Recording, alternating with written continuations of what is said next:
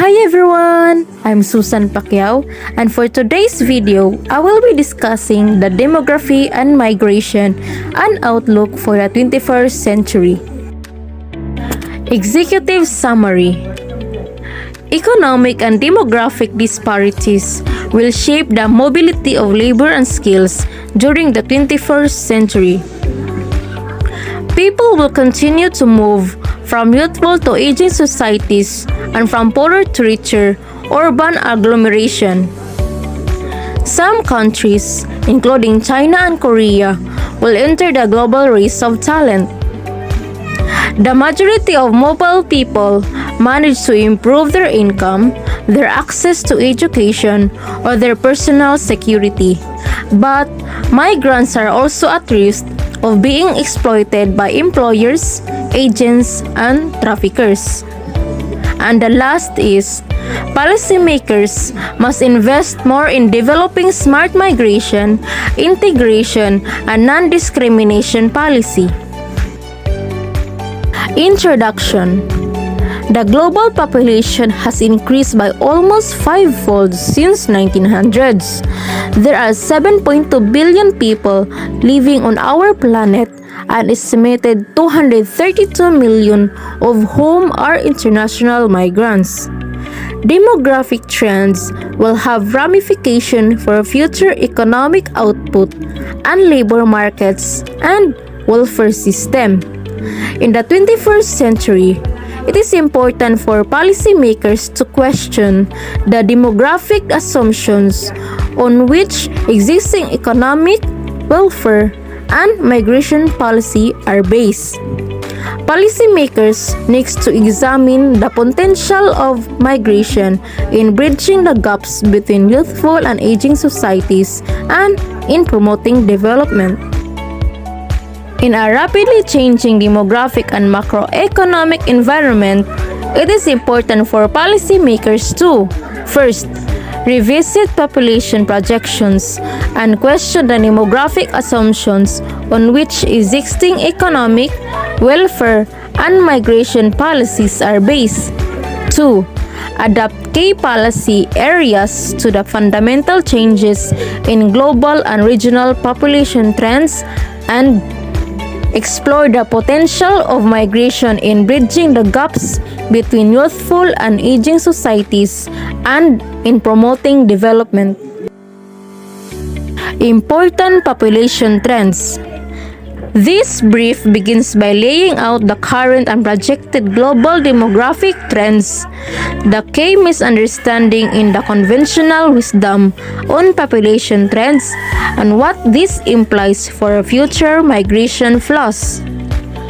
It then explains why these trends are important to policymakers and makes recommendations for future policy development. The Figure 1 picture shows that since 2000, the world population has grown at a pace of 77 million people per year. Over the next decades, the pace of global population growth is projected to slow. Most population growth will be concentrated in South Asia, the Middle East, and Sub-Saharan Africa. The Figure 2 picture shows that global population growth is slowing and the size of the workforce is also starting to shrink. Japan and Europe today have the oldest populations, followed by North America, Australia, and Russia. But soon, the momentum of global aging will shift to emerging markets such as China and Latin America. Flaws in conventional wisdom and implication for future migration and development. What does this mean for international migration and mobility over the next decades? Conventional wisdom has it that people will continue moving from youthful to aging societies as well as from today's poorer to today's richer economies.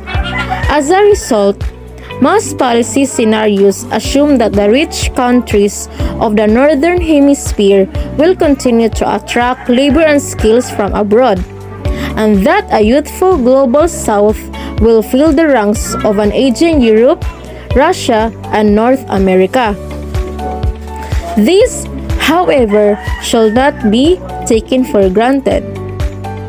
The current geography of migration is likely to change. There are several reasons for this.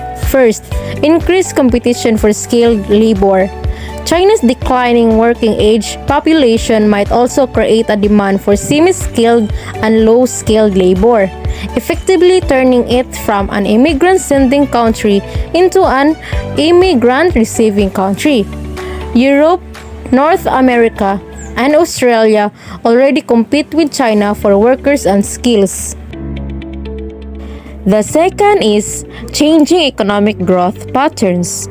Economic growth has shifted from advanced economies to middle-income and low-income countries. This implication for migration patterns as former sending countries gradually turn into destination countries. Many immigrant-receiving countries of the Northern Hemisphere are encountering slow economic growth or recession. Number 3. More domestic and regional alternatives to overseas migration. The improving economic situation in capital cities and other urban agglomeration of many traditional migrant-sending countries has created domestic alternatives to international migration. This reflects declining population growth as well as industrialization and the emergence of urban service sectors absorbing rural migrants. The graph shows that the United States and the European Union are no longer the primary destinations of choice for migrants seeking jobs and opportunities in emerging economies. Emerging economies such as Angola, Brazil, Chile, Malaysia, and South Africa are attracting migrants from neighboring countries, opening up regional alternatives. And the fourth is the impact of migration on welfare and development. In 2012, remittances to developing countries amounted to more than $400 billion, 3 times the amount that rich countries transfer as Overseas Development Assistment or ODA. With growing demand for migrant labor and skills in high-income countries, the welfare-enhancing effects of international migration are likely to grow. The fifth is the possible downside of migration and mobility. Migrants are at risk of being exploited individually or discriminated against structurally. Employers, agents, or traffickers may be the perpetrators of individual exploitation. Migrants are sometimes paid below minimum wages, have to work unpaid overtime, and are denied the rights to change employers. Implications of policymakers. The changing economic and demographic realities of the coming decades will have major implications for future employment and migration policies. Governments in countries with youthful and growing population have an interest in reducing unemployment by enabling immigration and encouraging a steady flow of remittances. They should also try to engage their diasporas in the former homeland. Governments in middle-income countries with economic growth will develop an interest in facilitating return migration and preparing for the future immigration of third-country nationals. High-income countries with aging societies and declining working-age population will need more investment in sound, forward-looking migration policies, writes Simon Tisdall. Developed countries accustomed to easily finding labor and skills will need to think more strategically about how to attract qualified workers. Tighter competition for skills will put more focus on the education system of both sending and receiving countries to supply needed human capital to the global labor market. Mutual recognition of educational attainments and skills based on comparable standards will be extremely helpful in this regard.